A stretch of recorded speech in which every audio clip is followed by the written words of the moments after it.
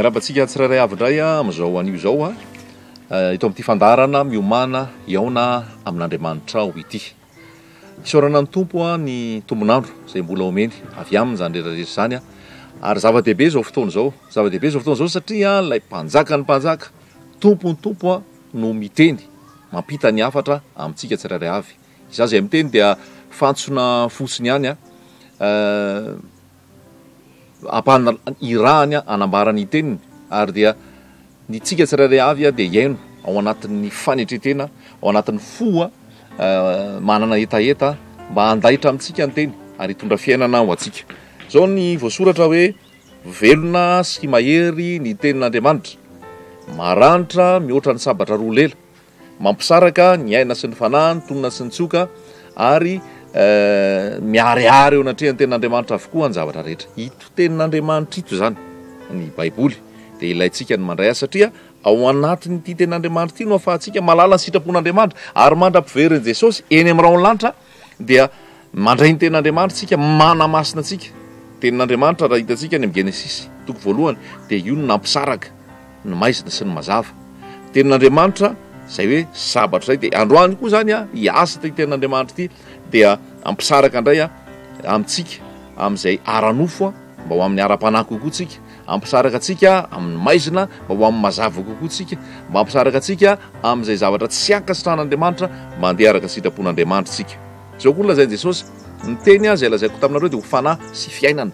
Zany hoe raha manambara an'izao teny izao tsika, manambara an'izao teny izao zahay dia ho fiainana ao antsika mihitsy ilay teny, amelombelona antsika tsirairay avy. Ary ny fahatelo rehefa niteny Jesosy ny amin'ny teniny dia izao ny voasoratra any amin'ny epistily Timoty nisoratan'i Paoly ho an'ny Timoty hoe izay soratra rehetra nomeny ny tsindry mandrin'Andriamanitra dia mahasoa, ho fampianarana, ho farisendahatra, ho fitezana famarinana, ho fanitsiana izay diso mba ho tanteraka ny olom-boafidin'Andriamanitra, ho vonona tsara amin'ny asa tsara rehetra. Zany hoe ny teny rehetrarehetra ato dia ilayntsika ny mahazo azy satria manamboatra antsika io ho vonontsika amin'ny asa tsara rehetra. Androany zany ny fanontaniana mipetraka amintsika zao amin'ity fampianarana ity hoe miomana iaona amin'Andriamanitra ao dia zao: manan-karena amin'Andriamanitra ianao sa manan-karena amin'ny tenanao ihany?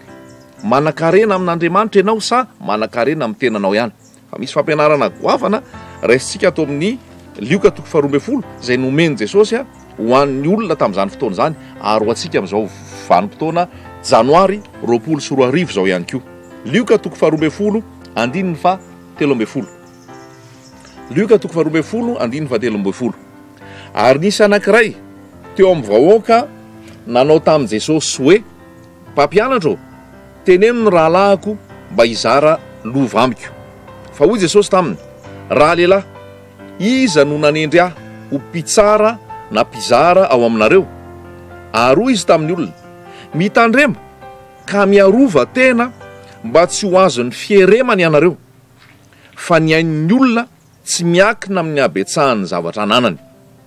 Dia nanao fanoharana taminy izy ka nanao hoe: ny tanin'ny lehilahy manan-karena anankiray nahavokatra be, ary izy ny hevitra tao am-pony hoe: ahoana no ataoko fa tsy manana fitoerana amoriko ny vokatro aho? Ary hoy izy: izao no ataoko, andrava ny trano fitehirizako aho ka hanao izay lehibebe kokoa, ary ao ny amoriko ny variko rehetra sy ny fananako. Dia ilaza amin'ny fanahiko hoe aho, ry fanahy manana fananana be, voatahiry ho amin'ny taona maro ianao, mitsahara, mihinana, misotro, mifalia.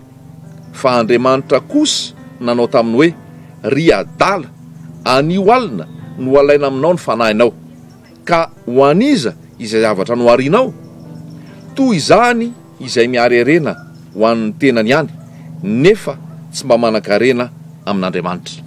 Zay no tena izay omeny Jesosy antsika ao anatin'izao minitra vitsivitsy izao. Mpampianatra i Jesosy ary nanao fanoharana rehefa nisy olona tonga teo aminy. Ny antony nahatongavan'ilay olona teo aminy dia izao: manana olana izy amin'ny resaka fizarana lova. Zay ny zavatra misy, nanana olana izy amin'ny resaka fizarana lova. Dia niteny tamin'i Jesosy izy hoe: Jesosy, alamino kely le fizarana lova eo aminay. Fa jerevo ny navalany Jesosy, jerevo ny navalany Jesosy. Jesosy tsy niteny ao fa tsaroko ao ambavaka ianao momba an'izay. Jesosy moa tsy hoe Jesosy zany endry ao anatin'ny zavatra rehetrarehetra ary Jesosy ihany koa tsy matikena maso olona fa Jesosy tena hoe nijoro tao anatin'ny fahamarinana, nijoro tamin'ilay tenin'Andriamanitra ary nametraka fampianarana fototra zay mampalahelo fa amin'izao fotoana vitsy mametraka zay fampianarana fototra zay. Fa rehefa avy ty raha lehilahy ty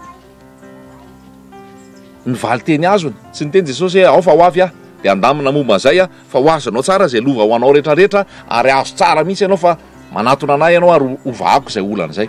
Tsy nanao an'izay Jesosy. Inona nambarana Jesosy fa iza moa nareo no nanendry anao mpitsara na mpizara eo aminareo.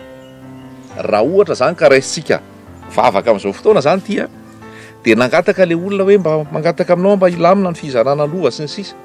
Tsy nidiran Jesosy zany.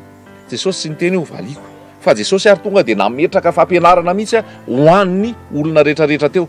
Zany hoe soa ary zany fa nisy n'olona iny natonga nanao an'izay fangatahana zay mba hametrahan Jesosy tsara ny fampianarany. Matetika koa zany ny olona, misy fotoana ny olona zay mangataka zavatra amin' Jesosy zavatra tsy intéressant amin' Jesosy, zavatra tsisy antony amin' Jesosy, zavatra tsisy vidiny amin' Jesosy fa mamaka ny olona, marototra ny olona. Tahaka an'ity zavatra teo ty zany hoe teneno ny rahalahiko izara lova amiko, andamina ny fizarana lova amiko. Misy zavatra zany tena hoe rehefa tonga eo amin' Jesosy Kristy tompontsika de mihitsana zany. Misy zavatra zany rehefa tonga amin' Jesosy tsika dia Jesosy tsy lina amin'ny zavatra sahala amin'izany ary napetrany tamin'ny fiampianarana teto mihitsy hoe tsy mahalina azy zany, tsy zany zavatra mihitsy. Tandremo fa zavatra ataonao zany hitantsika teto, hitantsika moa le fampianarana rehefa avy eo. Zavatra misy nefa amin'izao fotoana amin'ny fitoriana ny akamarony misy ihany mijoro amin'ny fahamarinana ary mijoro amin'ny tena hoe teny tsisy kilema, fa ny akamarony dia mametraka an'izay hoe ny antony anatonana an' Jesosy dia ny azona tombony ara-bola, tombony ara-materialy, tombony ara-pitaovana. Mipetraka tsara nefa ny tenin'Andriamanitra eto Jesosy tonga de niteny amin'izay amin'ny 9:10 hoe mitandrema ka miarova tena va sao de tratra ny fieremana ianareo. Inona ny atao hoe fieremana? Ny atao hoe fieremana dia amin'ny teny frantsay izy de misy amin'ny version française izy zany de milaza hoe avarice.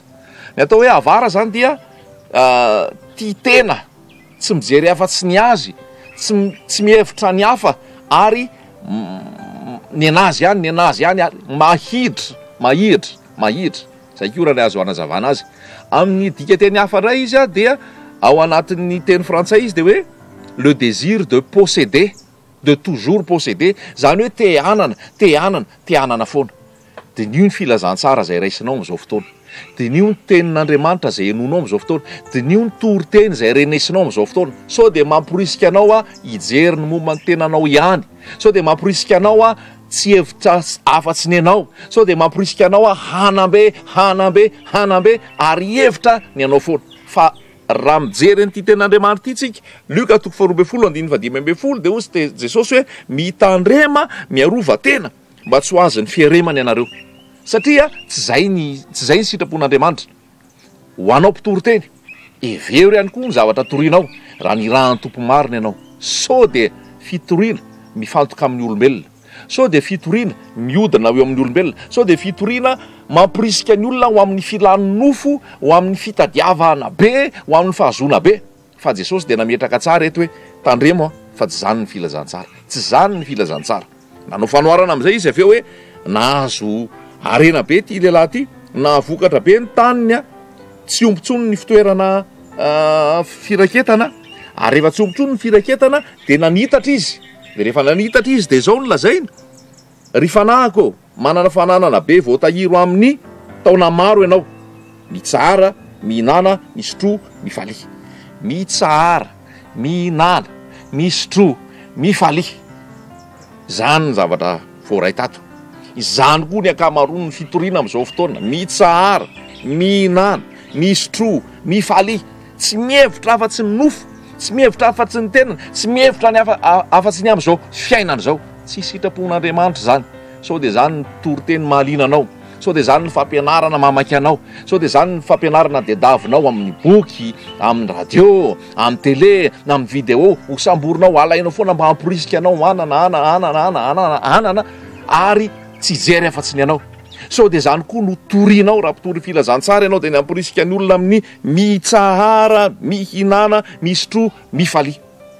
Fa zao no ambaran'ny tompo raha vao zay ny filazantsara torisika, raha vao zay koa ny fomba fiainatsika, raha vao zay koa ny fomba fiainanao ao anatin'ny filazantsara hoe tsy mijery afa-tsy ny anao ary ny anambe ary mijery ny anao rery ihany.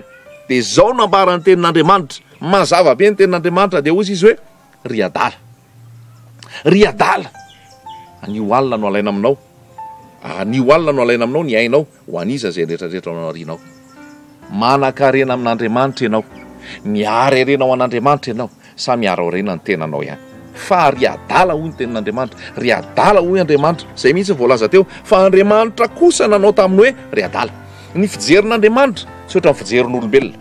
Ny fijerin'ny olombelona raha ho amin'ny arena ianao, raha ho amin'ny fananana be ianao, raha ho mifampiroboroboana ianao, dia ozy ny olona hoe tena mendrika, tena tsara, tena hoy ny tenin'Andriamanitra any amin'ny nohabolanany hoe zay be arena dia be namana. Ary tsy gon'olombolo hoe ary manana ataoko hoe manana toerana amaizy azy raha ao anatin'ny fananana be. Fijerin'ny olona zay. Zao ny fijerin'Andriamanitra. Raha mitoky amin'ny arenana izy, raha mitoky amin'ny fananana izy, raha ohatra izy ka ao anatin'izay hoe fieremana zay, fitiavan-tena, fahirana, dia hoy ny tenin'Andriamanitra hoe ry adala. Tsy miankina amin'ny fanananao ny ainao. Zay ny tenin'Andriamanitra eto. Tsy miankina amin'ny fanananao ny ainao. Tsisy mavonjy, tsy havonjy ianao zany. Ary zay no mahatonga anay tena hitory ny tsara indrindra dia Jesosy. Fa Jesosy ny tena arena. Tsy vola mankarena, tsy vola fotsy, tsy vola mena, tsy vatosoa, tsy zavatry ny tany, tsy arena sarobidy zay ny foron'olona no ambaranay aminao. Fa zany ho levona, zany ho potika, zany tsy hatana ny ainao ary zany tsy azonao ny fiainana mandrakizay. Fa fantatrareo fa tsy zavatra mora loha tahaka ny vola fotsy sy ny vola mena no nanavotana anareo tamin'ny fitondran-tena adala zay nilovanareo tamin'ny entin-drazana. Fa ny rason'i Kristy, izay no ambaranay aminao eto amin'ity miomana eo amin'Andriamanitra ao ity. Ny rany Jesosy no ilainao andevona ny fahotanao, anamasina anao, anamarina anao, atonga anao olom-baovao ka ho tonga ho zanak'Andriamanitra ianao ka hiditra ny fanjakan'ny lanitra. Azonao ny lanitra ny fiainanao eto tany Jesosy ny antoka azy. Fa izay nampianaran'ny tenin'Andriamanitra hoe aoka aza mieritreritra amin'ny resaka hoe harena sy ny fananana no anatonana an' Jesosy. Toriteny teo loloha teo dia efa zay koa ny zaraina. Zavatra misy mantsy dia rehefa manaraka an'le rivotra fitoriana ianao amin'izao fotoana, miaino mandinika mijery dia tena tako ny Jesosy, takona ny herin'ny azo fijaliana sy ny fisakana an' Jesosy tamin'ny maty, takona no resaka hoe fahamasinana, ny tahotra an'Andriamanitra, takona ny hoe miomana fa ho avy Jesosy ary mila vonintsika amin'ny fampakarabady zanak'ondry fa lasa mifatoka amin'ny famahana ny olana sy ny fampiroboroboana sy ny fananana eto tany. Zao ny zavatra misy. Ny rason'i Kristy nanavotana aoka tsy ho amin'ny resaka salamizany zany fa nametraka an'izay mihitsy Jesosy. Avy eo moa Jesosy mitory aty arina aty ambany aty hoe aza mananareo ny amin'ny anina, aza mananareo ny amin'ny fitafiana, dia jerefa mihoatra lavitra nareo noho ny goaika, mihoatra lavitra nareo noho ny voromanidina, aza manisy fanahina amin'ny fiainanareo. Dia zavatra teneniny avy eo hoe inona ary zany no tokony atao hoe tehitena zany hoe inona no tokony atao. Dia zao zavatra tokony atao eto amin'ny andininy fa 2:30. Andininy fa 2:30 amin'ny Luka 12:20. Aza matahotra riondry vitsy fa efa sitraky ny rainareo ny anomeanareo ny fanjakana. Amdio ny fanananareo ka manaova fiantrana. Manaova fiantrana. Zay zao ny fampianarana. Manitsy an'le raha lehilahy teto zany tamin'le hoe mampianara ataovy mba mizara lovany mba hikarakarao io resaka olana araka ny lovana io. Zao no lazain'i Jesosy, amidio ny fanananao. Aza matahotra rondry vitsy, sitrak'Andriamanitra nanomeanareo ny fanjakana. Misy toyany zany hoe rehefa ny fanjakan'Andriamanitra ny katsahanao dia zao ny tenin'Andriamanitra, tsy tiany anao hiraikitra amin'ny zavatra ny tany tsony. Amidio ny fanananareo rehetra, manaova fiantrana, manaova kitapom-bola tsy mety ho tonta ho anareo, dia arena any an-danitra, arena any an-danitra tsy mety lany, tsy azon'ny mpangalatra sady tsy misy kalalao manimba fa zay toerana arenareo any fonareo. Zay zany ny vahaolana naseho an' Jesosy an'ity ranamany ity. ny amporisihako anao ho anao zay ao anatin'ny hoe fananana, ao anatin'ny hoe fitahin'ny tompo amin'ny ara-bola sy ny amin'ny ara-pitaovana. Dia ndaonge vakitsika ny atao amin'ny Timoty ny amin'ny hoe ahoana zany sitrapon'Andriamanitra, tsy hoe ratsy akory ny fanananao vola sy ny fanananao arena sy ny fitahin'ny tompo anao, fa mila fahendrenanao ny amin'ny fiainanao an'izany rehetrarehetra zany. Timoty voalohany toko fahenina andininy fafito ambin'ny folo, anaro ny mpanan-karena amin'izao fiainana ankehitriny zao mba tsy avonavona na hatoky ny arena miovaova, fa Andriamanitra izay manome antsika malalaka ny zavatra rehetrarehetra. Fampianarana petraky Paoly eto dia niteny izy hoe, tsy niteny izy hoe ariona avela ho any azarara ino, fa zao ny teneniny hoe anaro ny mpanan-karena amin'izao fiainana zao mba tsy hatoky ny arena miovaova, mba tsy avonavona, fa hatoky an'Andriamanitra. Dia ahoana amin'izay ny fomba fiainana avy eo? Andriamanitra manome malalaka ny zavatra rehetra iainantsika mba hanao soa, zay le lazainy teo, hanao soa mba hanan-karena amin'ny asa tsara, azoto hanome sy miatra ka dia hiary fanorenana tsara ho an'ny tenany amin'ny andro avy mba hiazona ny tena fiainana. Zany hoe ny tokony nataon'ity raha lehilahy lenanana fananana be ty nge zao dia zany dia zao Jakoba efa nizaraiko foana iny toko voalohany hoe mijery an'izay mahantra izy, mijery an'izay nona izy, mijery an'izay tsy manan-kitafy izy, mijery an'izay manao asan'Andriamanitra sy mitory ny filazantsara izy, tohanany amin'izay fotoana izay izy, raha ataony amin'ny fo madio zany ary ao anatin'ny fanetretena, dia zay le rakitra any an-danitra, zay le rakitra any an-danitra. Manam-parana antsika azy, Matthieu toko 5:20 rehefa ho avy ny fitsarana, dia zao ny zavatra voasoratra ato. Matthieu toko 5:20 dia zao ny lazain'ny tenin'Andriamanitra, avia anareo izay notahin'ny raiko ozy izy, ato amin'ny toko 5:20 andininy fa raika amby telopolo, andininy fa efatra amby telopolo, andininy fa efatra amby telopolo avia anareo izay notahin'ny raiko, mandovany fanjakana izay voavoatra ho anareo hatr'izay fanorenana zao tontolo zao. Fanona dia nomenareo hanina, nangetaheta dia nampisotroanareo, ny vahiny dia nampiatranonareo, tsy nanan-kitafy dia nitsaboanareo, tao an-tranomaizina dia nivanginareo. Zany le asa nataony dia ozy tompo hoe avianao zay tahin'ny raiko satria nanao andreo rehetrarehetra zao. Dia zao no natanin'ny olona, ozy ny olona aveo hoe ary dia amaly azy ny marina ka anao hoe tompoko, oviana no hitanay noana ianao ka nomenay hanina, nanangetaheta ka nampisotroanay, ary oviana no hitanay ny vahiny ianao ka nampiantranonay, na tsy nanan-kitafy ka notafianay, ary oviana no hitanay narary ianao, natao an-tranomaizina ka novanginay. Dia zao no nambaran'i Jesosy, lazaiko aminareo marina tokoa arak'izay efa nataonareo tamin'ny anankiray amin'ireo rahalahiko kely indrindra ireto no nataonareo tamiko. Zay le fampianaran'i Jesosy. Zany hoe raha nomen'ny tompo fitahiana sy fahasoavana ianao jereo zay mila an'izany, jereo zay mitady an'izany, jereo zay ao anatin'ny filana.